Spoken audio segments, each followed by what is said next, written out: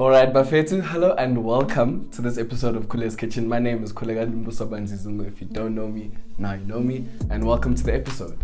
Okay, so guys, now that we've moved into the North American region, we're going to start obviously just playing around with some American dishes, some Canadian dishes as well. You know, I want to get a dessert somewhere in the mix as well, because I think that would actually be, quite different, and I never ever bake or cook or even eat sweet stuff, so I think that's going to be a little bit of a nice switch up for you guys. And so I've started with the most, in my head, the most American dish there is, some fried chicken and chips.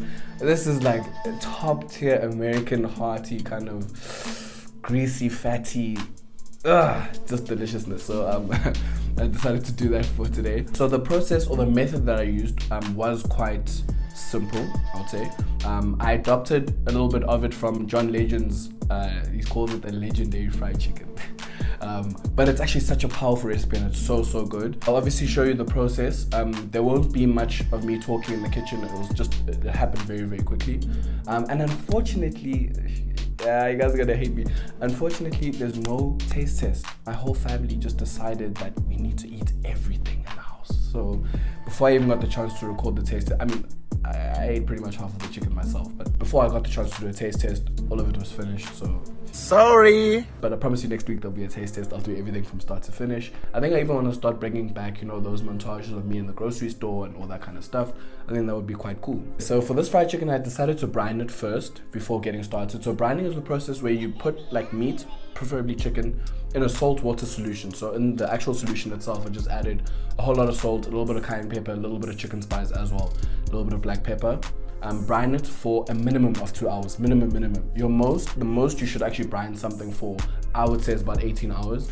I did once brine chicken pieces for 24 hours, which ended up being a mistake because the meat itself started to actually become brittle in the water. So learn from my mistakes, okay? So I brined it for about 3 hours this time around. Straight from the brine, you then coat it in flour, pop it in the pot, and in the wok is what I used actually. In the wok with hot oil, and then that's done, right? Your flour is already pre-spiced, and your brine has flavor in it. So what happens is every time you now bite into the chicken, you're tasting what you put in your brine, and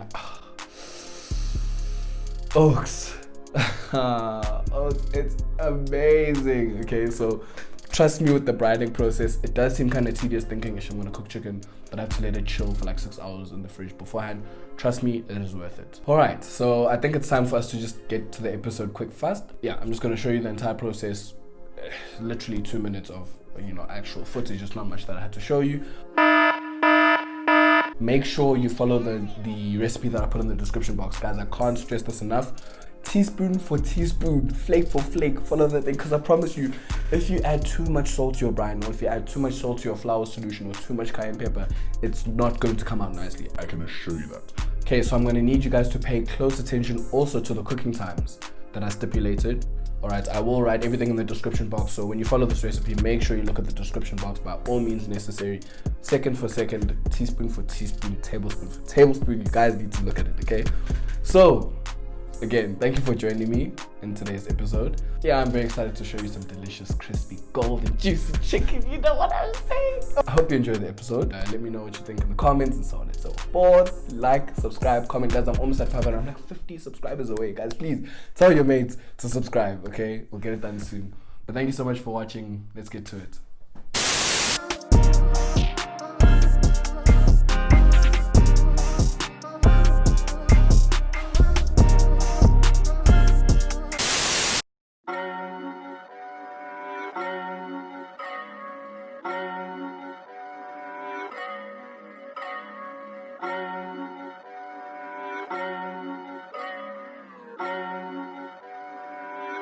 In the alleyway.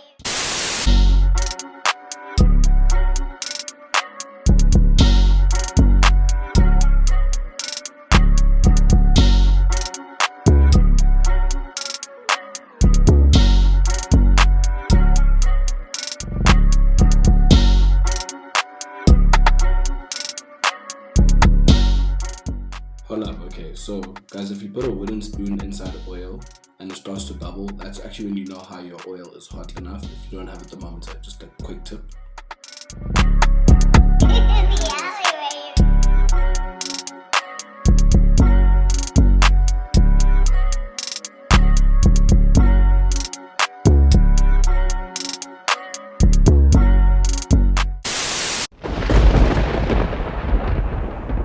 Sanibonani, hello and welcome to Fun Fact of the Day. So firstly, I found out that fried chicken is actually invented by the Scottish and then brought to America by the Scottish, which I found quite interesting. Not all chickens are actually suitable for deep frying due to the fact that older chickens required cooking at lower temperatures for longer periods of time. So breeders specifically breed chickens that are adequate for all cooking methods. And so obviously when you're speaking about fried chicken, it's impossible to not mention Colonel Sanders, aka the guy, aka the Don.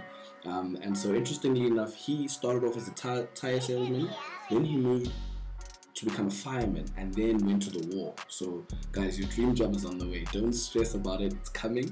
And so KFC's popularity came because of the pressure cooker. Pressure cooker turned into the pressure fryer, which he then used to fry his chicken. KFC boomed instantly.